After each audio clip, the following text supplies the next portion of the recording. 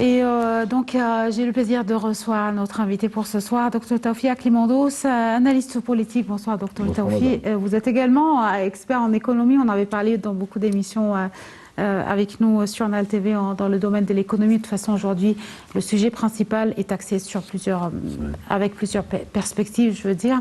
Je commence donc, Dr Taoufik, par cette nouvelle capitale administrative qui a battu un record également, qui a fait taire les critiques notamment internationales, qui ne s'attendaient pas à de telles réalisations. C'est vrai que plusieurs travaux sont toujours en cours de construction dans la nouvelle capitale administrative, mais je parle de cette dimension plutôt politique, une superficie de 700 km² sur laquelle a été bâtie la nouvelle capitale administrative, non seulement pour désengranger le Caire, mais pour d'autres raisons. Et de suite, on parlera des autres axes concernant l'environnement, comment cette ville est-elle une ville moderne, une ville de high-tech, une ville avec l'environnement. Donc la dimension politique de la nouvelle capitale administrative, aussi bien sur le niveau national que sur le niveau régional ou international. Permettez-moi d'abord de dire que j'espère être meilleur en politique qu'en économie. Ensuite, de dire aussi que finalement les critiques, il y en a toujours, et disons qu'elles sont, on ne peut pas les faire taire, mais elles sont de moins en moins pertinentes. En plus, l'État égyptien a l'habitude des critiques. Dès qu'il fait quelque chose d'assez grand ou d'assez ambitieux, tout le monde lui tombe dessus en disant que ça ne marchera pas, qu'il y a d'autres priorités, etc. On a eu ça quand Sidi Pacha a voulu faire la corniche d'Alexandrie, qui était un projet autrement plus modeste que celui-là. On a eu ça quand le président de Nance a fait le haut barrage. Et aujourd'hui, plus personne ne parle des catastrophes qu'aurait suscité le haut barrage, parce que ces catastrophes n'ont jamais eu lieu. Et là, aujourd'hui, évidemment, il y a un tas de gens qui ont toutes sortes de reproches. Alors on va dire qu'il y a des reproches qui ne méritent pas la peine d'être discutés, c'est-à-dire qu'ils sont à peu près du n'importe quoi. Après, des reproches vis-à-vis de la construction de la nouvelle. De côté pharaonique, est-ce que c'était utile, est-ce que c'est ceci et cela. Cela, on ne va pas discuter. Ça n'a aucun intérêt. Ce qu'on peut dire, c'est qu'en 2013 ou 2014, c'est-à-dire quand le président a pris les commandes, donc en 2014, la situation de l'économie était assez catastrophique et il y avait plusieurs plans plusieurs conceptions de comment refaire démarrer l'économie. Et il y avait des conceptions qui étaient carrément mauvaises pour toutes sortes de raisons. Et il y avait plusieurs conceptions qui avaient des mérites et qui peuvent être attaquées sur un point ou deux. Le président a choisi une conception qui me semble la bonne, après je peux me tromper, qui était de trouver des plans qui à la fois soient keynésiens, c'est-à-dire qui font redémarrer l'économie, et qui mettent de l'essence dans l'économie. Oui. Et d'autre part, qui puissent avoir une incidence sur l'avenir. Oui. C'est pas seulement on règle des problèmes ou certains problèmes d'aujourd'hui, mais la manière dont on règle ces problèmes d'aujourd'hui a des traces ou a un impact sur les générations futures. Le défaut du plan, on essaie de parler techniquement, c'est qu'il y a des interrogations sur la dette et sur les priorités. Les priorités, de toute façon, personne n'est jamais d'accord sur les priorités, et celle-ci nous semble la bonne. On a réglé, elle a contribué à considérablement atténuer le problème du chômage en Égypte. C'est un projet, la nouvelle capitale, qui a créé des centaines de milliers d'emplois. Ce n'est pas un détail négligeable. C'est un projet aussi qui va, vous l'avez dit, désengorger le Caire. C'est un projet qui va permettre d'introduire de nouvelles technologies et d'améliorer, par exemple, la situation des transports en Égypte. On peut commencer à additionner les qualités. C'est un projet, on oublie, quand on dit désengorger le Caire, c'est pas seulement faire passer, diminuer le nombre d'habitants, parce que peut-être la diminution ne sera pas très importante, mais il y a des quartiers au Caire qui sont d'une valeur historique et qui sont, comment dire, utilisés, c'est-à-dire consommés, c'est-à-dire une usure. Pour pouvoir faire des grands travaux pour sauver le Caire historique, il faut que la pression démographique dans ce Caire-là soit inférieure à ce qu'elle était. Oui. Donc c'est un projet qui a même un impact sur le tourisme, puisque certains quartiers du Caire vont être plus calmes. Oui. Quand on regarde, si aujourd'hui le Caire qui abrite plus de 20 millions, même plus, tellement asphyxié, avec des contraintes, avec des plaintes également, à cause du trafic, mais le trafic est beaucoup plus meilleur. On regarde de l'autre côté cette nouvelle capitale administrative qui, elle, devra loger au moins 6 millions d'habitants, 6 millions de personnes au moins, à part les 36 ministères, à part également les projets de construction de la nouvelle capitale, de l'église, de la cathédrale plutôt, de la mosquée. Donc il y a aussi relativement, Dr Taoufik, je parlais, le Caire 28 millions d'habitants, et ici on peut loger au moins 6 millions, donc ce n'est pas si mal. Oui, si on atteint cet objectif. Or, moi, je pense que c'est un bon projet, même si on n'atteint pas cet objectif. Oui. C'est un projet qui désengorge le Caire, même si seulement 1,5 million s'en va là-bas, c'est déjà ça. En plus, on a oublié de dire, même le principal reproche qu'on peut faire au projet, c'est, je veux en discuter parce qu'il n'est pas tout à fait exact, c'est la dette.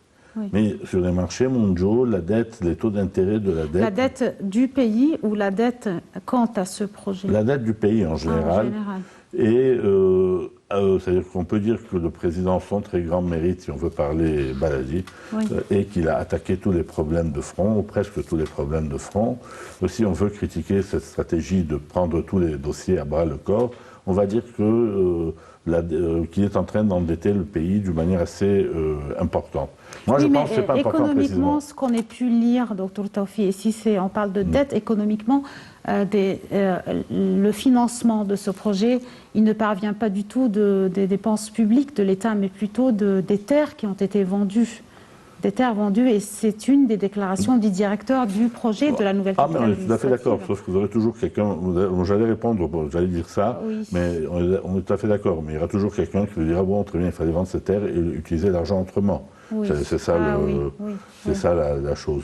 Ce que je veux dire, c'est que l'histoire de la dette, d'abord, est une histoire où les taux de service de la dette sont à des taux historiquement bas. Si on ne s'endette pas aujourd'hui, on ne s'endettera jamais. C'est-à-dire, ce sont des taux bas, et d'autre part, je pense, comment dire, qu'il vaut mieux que, quand les dettes arriveront à échéance, que 150 millions d'Égyptiens les payent plutôt que 100 millions. Et plus on est de gens à supporter le fardeau de la tête, mieux c'est. Non, il faut surtout aussi prendre en considération une des dernières déclarations du président Abdel Fattah al-Sisi, qui a toujours alerté de la croissance démographique en Égypte. La surpopulation et la croissance démographique qui ne va pas du tout en parallèle avec les réalisations, avec les démarches qui sont toujours entreprises par le gouvernement. Comment peut-on arrêter cette bombe à retardement, Dr Taoufik, de la croissance démographique? Écoutez, ça c'est une bonne question, et je ne sais pas si c'est une question qui a une réponse. Alors, effectivement, ceux qui critiquent le président devraient garder à l'esprit qu'il y a cette croissance démographique et nous expliquer comment ils vont s'y prendre. Ce que je peux vous dire, c'est qu'un président qui était beaucoup plus autoritaire, quoi que racontent nos critiques, qui était beaucoup plus autoritaire que le président Sisi, le président Nasser n'a pas su régler le problème. Et ce n'est pas faute de s'y être attaqué. C'est-à-dire, par exemple, quand on demandait aux villages, aux prêtres ou aux oulémas de conseiller aux gens de ne pas faire d'enfants ou d'arrêter cela, eux, ils lisaient le message qui venait du Caire en disant « Sama haram Allah », que Dieu leur pardonne. Il y a une très forte résistance populaire à cette histoire. Ce qui va régler le problème, malheureusement, c'est deux choses. C'est des choses ambivalentes. D'une part, la vie est chère. Donc, à un moment donné, les familles vont se rendre compte que le bébé, on ne peut pas lui garantir une vie même décente ou même minimale. La vérité des prix va peut-être jouer un rôle dans cela, et une certaine prise de conscience que les choses ne tombent pas du ciel, quoi. Oui, c'est vrai. Ça commence à arriver, cette idée que les Égyptiens étaient soit indifférents, soit très optimistes pour l'avenir. Ils sont optimistes pour l'avenir, mais en comprenant qu'il ne va pas se faire tout seul. Il faut qu'ils y mettent du leur. Dr Taoufik, en tant qu'analyste politique, vous regardez les choses surtout non seulement de point de vue politique, mais aujourd'hui, On est au milieu d'une pandémie qui a frappé le monde entier, non seulement l'économie mondiale, mais aussi tout ce qui pourrait être relié à l'économie mondiale. Aujourd'hui, est-ce que vous pensez que, bien que l'Égypte soit également frappée par la pandémie du coronavirus, prenant en considération que le nombre est aussi limité par rapport à d'autres pays, et que nous ne sommes pas une population âgée, comme par exemple l'Allemagne ou la France, qui est toujours dans un couvre-feu. Aujourd'hui, est-ce que vous pensez que le projet de la nouvelle capitale administrative va-t-il accuser de retard, bien que le coronavirus s'impose toujours dans le pays ou pas? Écoutez, je n'ai pas une connaissance suffisante de l'état d'avancement des travaux pour vous répondre. Ce que je peux dire, c'est que les pays occidentaux, où le climat favorise la propagation du virus, ce qui n'est pas tout à fait le cas de notre climat, même si notre climat n'arrête pas, mais il est beaucoup plus rapide la propagation est beaucoup plus rapide quand il fait froid. Et quand les poumons sont affaiblis, d'une part, et d'autre part qu'ils ont fait le choix de gérer les équilibres sociaux en privilégiant le sort des vieux et en sacrifiant un peu leur jeunesse. Sacrifier est beaucoup trop fort, mais il y a un peu de cela. Nous avons fait le choix d'essayer de garder un équilibre entre la nécessité de s'occuper des vieux dont je fais partie et de ne pas sacrifier l'avenir des jeunes. Donc pour le moment, nous avons quand même... l'économie fonctionne, peut-être moins vite qu'elle n'aurait pu, mais ce n'est pas une économie qui est au stand-by, qui est en stand-by. Donc je pense qu'il n'y aura pas beaucoup de retard dû à ça. Il y a peut-être des retards dus à autre chose. Tous les projets dans tous les pays du monde, il y a des retards. Donc je ne vois pas pourquoi nous serions les seuls à les faire à l'heure. Mais je préfère un projet en retard bien fait qu'un projet à l'heure et bâclé, quoi. D'accord. Et si on regarde le côté de cette métropole à l'est du pays, la nouvelle capitale administrative et les investissements chinois, avec plus de 45 milliards de dollars d'investissement pour la nouvelle capitale administrative, comment vous voyez cet intérêt par la Chine d'investir surtout dans cette métropole de la nouvelle capitale administrative ? Les Chinois ont une stratégie, comment vous dire, je ne peux pas dire d'expansion parce que le mot est militaire, mais une stratégie mettons d'expansion, mais plutôt. Et l'Égypte est un pays clé géographiquement parlant. C'est un pays dont ils espèrent qu'il sera une voie de transit vers toutes sortes de zones où ils veulent aller. Ce sera un bon pays de transit vers l'Europe. Ils font la même chose en Turquie, notez. Et vers l'Afrique. Et c'est un pays où on ne perd pas son argent. Il y a des pays où on en gagne peut-être plus, mais nous, c'est un pays où on ne perd pas d'argent. Et donc, je crois que les Chinois, en fait, leur objectif, c'est pas... comment vous dire, d'une part l'Europe, ou le sud de la Méditerranée, et d'autre part, d'avoir des routes jusque là, d'autre part, la corne de l'Afrique et la mer Rouge, et si possible, mais là, on n'y est pas encore... l'Afrique subsaharienne, et l'Égypte est une pièce centrale dans leur stratégie à très long terme, en l'occurrence. D'accord. On a également parlé, Dr Taufi, lors de plusieurs éditions, on a aussi lu et suivi les projets routiers effectués par l'autorité ou plutôt des ingénieurs des forces armées. On a également vu les axes routiers dans la nouvelle capitale administrative, plus de 700 peut-être kilomètres ou 300 kilomètres carrés même de routes dans cette nouvelle capitale administrative. On a un système de cybersurveillance qui a été déjà mis en place. On a une nouvelle capitale administrative dite verte, écologique, une nouvelle cité. Aujourd'hui, l'Égypte peut-elle être considérée comme un pays qui s'aligne aux côtés des nouvelles villes vertes ou non, avec aussi la fin de ce projet de la nouvelle capitale administrative? La réponse est oui. Il reste beaucoup à faire. Nous partons encore une fois de très bas, mais la réponse est oui. Bien sûr, la réponse est évidemment oui. Alors, vous parlez des routes, ça va me permettre de dire une chose, c'est qu'il y a certaines résistances qu'on ne voit pas. Par exemple, le quartier d'Héliopolis était à un moment donné la fin du Caire. Tandis que maintenant, il est juste une zone de passage entre, disons, différents quartiers du Caire. Donc ça implique un changement de la planification urbaine qui rencontre une résistance très forte. Alors, Héliopolis, qui avant était la fin du Caire, donc c'était quand même une zone plus ou moins autonome, une enclave comme ça. Maintenant, c'est un point de passage. Et ça entraîne une planification urbaine qui rencontre des résistances à Héliopolis ou des protestations, inutile de dire des résistances. Et quand même... À cause des nouvelles routes et de nouveaux ponts qui sont... Alors, ils disent que ça détruit le caractère historique le côté patrie. Mais d'un autre côté, aussi, il y a des plaintes quant au trafic. Donc, pour essayer aussi de garder l'équilibre. Voilà, il faut peut-être garder l'équilibre, c'est de faire attention. Il y a certains, comme même monuments d'Héliopolis ou une certaine architecture d'Héliopolis qui est à sauvegarder à tout prix. Mais d'autre part, il faut que les habitants comprennent que Héliopolis n'est plus à la même place géographiquement. Bien sûr, elle n'a pas bougé, mais elle est devenue une zone de transit, un point de passage, et que effectivement, les gains en fluidité valent certains sacrifices. D'accord. La nouvelle capitale administrative avec des centaines d'autoroutes aussi pour empêcher encore une fois ou avoir la même faute, les mêmes encombrements ou le même trafic.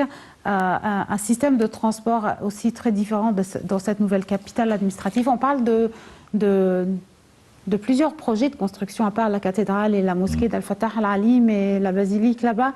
On parle de 36 ministères, on parle d'un parlement, on parle d'un centre égyptien culturel, on parle d'une vaste place, la vaste qu'on appelle Sahet Sha'b, ou la place pour la population. Comment vous imaginez donc, Dr Tawfi, ce système de transport sur cette superficie de 700 km²? C'est très simple, moi je n'imagine pas. Mais c'est vraiment un projet assez grandiose. Si on est à l'est du Caire, à 50 km à l'est du Caire, on est près de... je vois très bien l'ouest. Oui. On s'imagine comment c'est alimenté ce système de transport routier dans la nouvelle capitale. Ils ont fait des comptes. Pour moi, je dois attendre de voir comment ça se peuple avant de voir comment ça marche. C'est bien parti. Après, vous me demandez, je ne suis pas un planificateur de visualiser la chose. Non, je ne la visualise pas. Mais si on m'avait dit il y a 10 ans, il y a 20 ans qu'il y aurait Madenti et Choro et tout cela. On n'avait pas cru, Non, moi je ne parviens pas à concevoir, mais c'est pas parce que ça ne veut pas dire que le projet est absurde, c'est que je ne parviens pas à le voir. Ça va être une vraie révolution.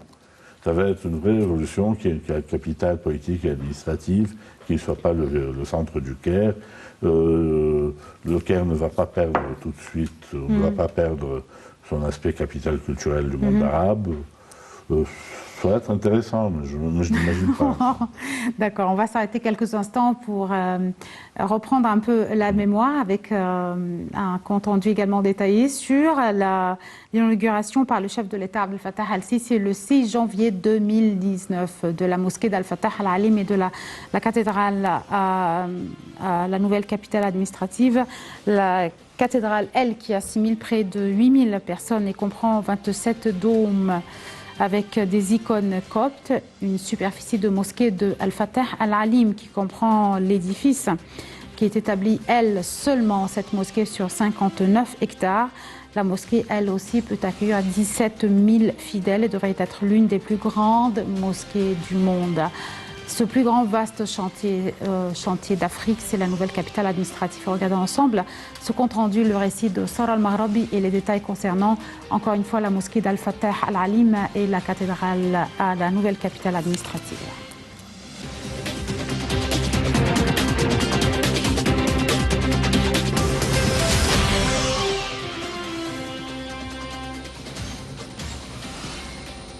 La cathédrale de la naissance de Christ à la nouvelle capitale administrative assimile près de 8000 personnes et qui comprend 27 dômes avec des icônes coptes.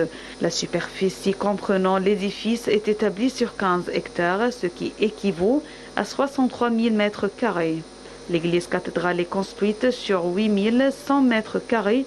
Elle a la capacité de contenir plus de 8000 personnes L'église cathédrale abrite un garage souterrain de 2 étages. Il y a 2 clochers conçus pour le bâtiment de la cathédrale. L'étage inférieur est d'environ 8100 mètres carrés et contient une église d'une superficie de 1800 mètres carrés, pouvant accueillir plus de 1200 personnes, une salle polyvalente d'une superficie de 1500 mètres carrés, une salle de musée pour l'histoire de l'église copte et une salle de réunion. Il y a également des salles de service, des toilettes et des dépôts. Et pour la mosquée d'Al-Fattah el-Alim, la superficie comprenant l'édifice est établie sur 59 hectares. La mosquée peut accueillir plus de 17 000 fidèles et devrait être l'une des plus grandes mosquées du monde. Lors de l'inauguration de la mosquée et de la cathédrale dans la capitale administrative, un certain nombre de dirigeants et de hauts responsables de pays arabes, islamiques et étrangers, dont le président palestinien Mahmoud Abbas, ont assisté à la cérémonie. Le président de la Chambre des députés Ali Abdel-Ael, le premier ministre Mustafa Madbouli et le pape d'Alexandrie et patriarche de la prédication de Saint-Marc, Tawadros II, ainsi que le ministre de la Défense Mohamed Zaki ont assisté également à la cérémonie. Un documentaire sur la construction de la mosquée Al-Fattah el-Alim et de la cathédrale a été projeté, mettant en lumière l'architecture à travers les âges et dans toutes les civilisations anciennes et modernes de l'Égypte. Le chef de l'autorité du génie militaire Kamel El-Wazir a expliqué en détail au président Abdel Fattah el-Sisi les étapes de construction de la mosquée Al-Fattah el-Alim. La mosquée est construite au style architectural islamique et égyptien et se situe à l'entrée de la nouvelle capitale administrative. La mosquée peut prendre 17 000 fidèles et contient 4 minarets d'une hauteur totale de 95 mètres.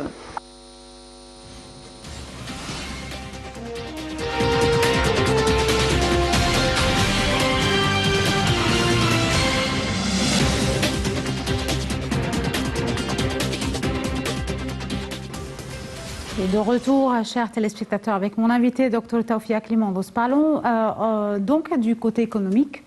On parle aussi d'un pays, l'Égypte, qui a affiché un taux de croissance pour l'année fiscale, malgré la pandémie du coronavirus, à 4,8.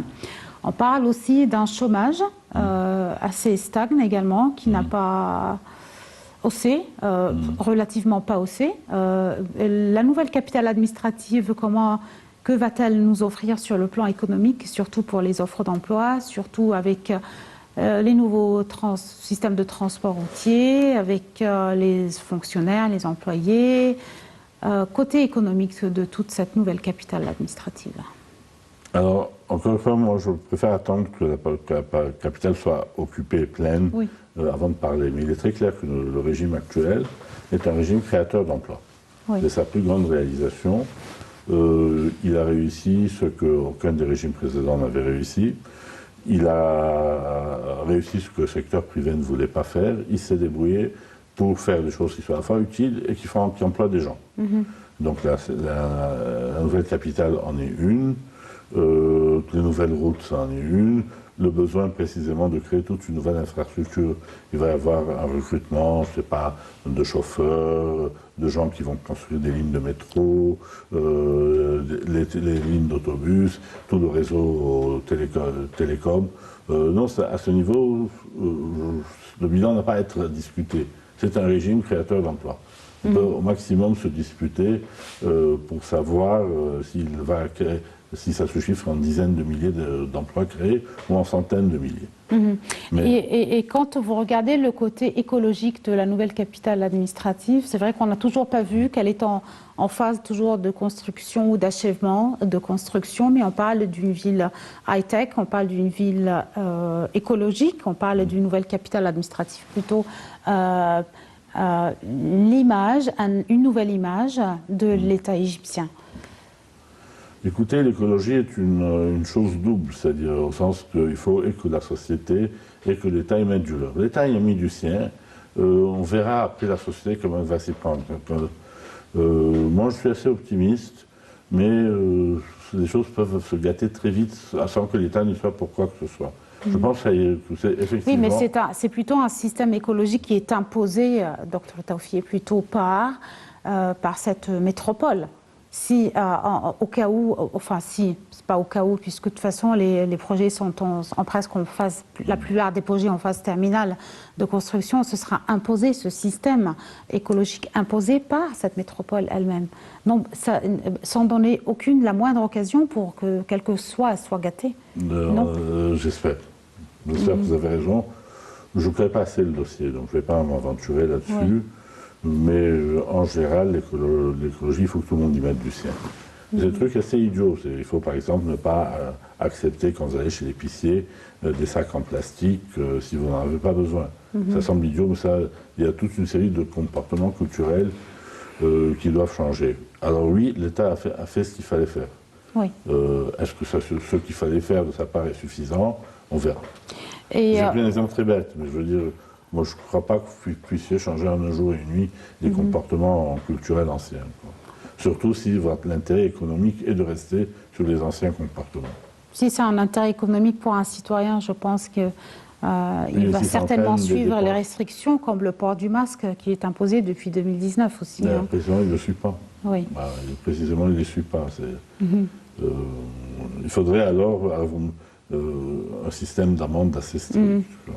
D'accord. Si on parle des services de base dans la nouvelle capitale administrative, cette nouvelle capitale sera alimentée par l'eau du Nil.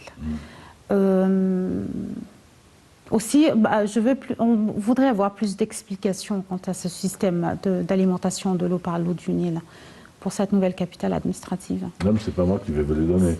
C'est-à-dire, de toute façon, on a un problème d'eau, et de toute façon, ceci ne doit pas nous empêcher de travailler. Il faut voir que, c'est bien que vous en parlez, mais je ne sais pas pour la nouvelle capitale, mais le président a mis en place toute une série de projets de désalinisation de l'eau de mer.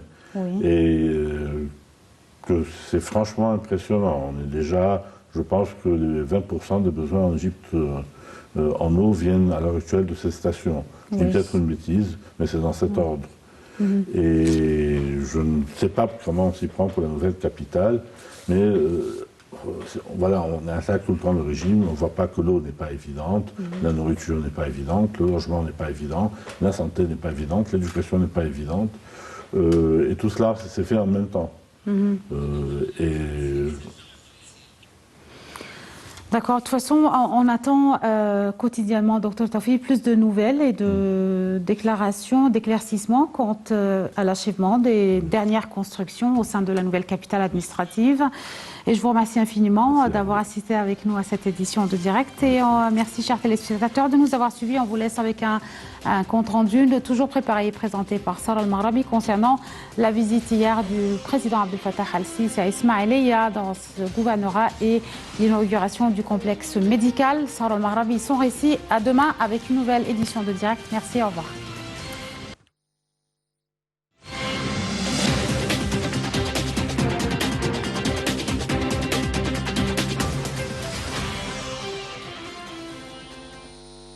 Le président Abdel Fattah el-Sisi a inauguré hier à Ismaïlia le complexe médical intégral ainsi que d'autres projets médicaux, dont 4 hôpitaux militaires et un centre de vaccins. Le complexe regroupe des centres de soins intégraux et plusieurs départements pour les soins d'urgence conçus conformément aux critères mondiaux de qualité. Ce complexe fait également partie des services d'assurance maladie universelle présentés aux habitants d'Ismaïlia. Le chef de l'État a commencé par saluer les équipes soignantes en affirmant « Votre rôle est grand et remarquable pour assurer notre protection. Je salue tous ceux qui ont sacrifié leur vie pour remplir leurs tâches nobles en nous protégeant de cette pandémie », a-t-il souligné. La ministre de la Santé, Dr Hala Zeid, a ensuite révélé que l'État a assuré au cours de la période passée près de 3,5 millions de services d'assurance maladie, affirmant que ce système devrait couvrir tous les citoyens égyptiens. C'est à cet effet que le président a affirmé que l'État travaille à achever la mise en œuvre du système d'assurance maladie d'ici 10 ans. Il a également révélé que l'État est prêt à faire à nouveau des tests d'hépatite C pour 70 millions de personnes enregistrées sur la base de données. Le président Sisi a ensuite parlé des initiatives présidentielles en soulignant qu'elles visent à alléger les souffrances et les peines, ainsi qu'à alléger la charge sur le système médical égyptien. Évoquant la question de la croissance démographique, le président Sisi s'est alarmé que cette question est une affaire de sécurité nationale, car elle constitue une charge sur les citoyens, les rendant insatisfaits et donc ciblés par les comploteurs. Le chef de l'État a affirmé que les causes de l'Égypte ne se limitent pas aux questions de liberté d'expression ou d'opinion, mais qu'il existe aussi d'autres questions graves, comme celle de la croissance démographique qui angoisse l'État. Le chef de l'État a ensuite passé en revue les expériences des autres pays et les méthodes qu'ils ont adoptées pour faire face à la croissance démographique, soulignant que cette dernière a connu une baisse relative, mais qu'elle reste tout de même élevée. Il a également inauguré le centre Al-Azim à la détermination de traitement de la toxicomanie à la mer Rouge. À cet effet, la ministre de la Solidarité sociale Divine Qabbej a annoncé l'approbation par le président de la République du lancement du plan de l'État pour la lutte contre la toxicomanie dans les 5 prochaines années. Et Sisi a enfin effectué une tournée d'inspection dans le complexe médical d'Ismaïlia et s'est prêté à une explication détaillée donnée par les responsables sur les services que le complexe assure aux citoyens. Et le président de renchérir toujours concernant la croissance démographique que si l'on demande au ministre de l'Éducation ce dont il a besoin, il dira qu'il a besoin de 60 000 classes ainsi que des enseignants et des travailleurs administratifs. Le chef de l'État a ensuite évoqué encore une fois la croissance démographique en soulignant que la sensibilisation à ce danger est d'une importance extrême pour le bien de la famille égyptienne, que ce soit dans les milieux ruraux ou urbains.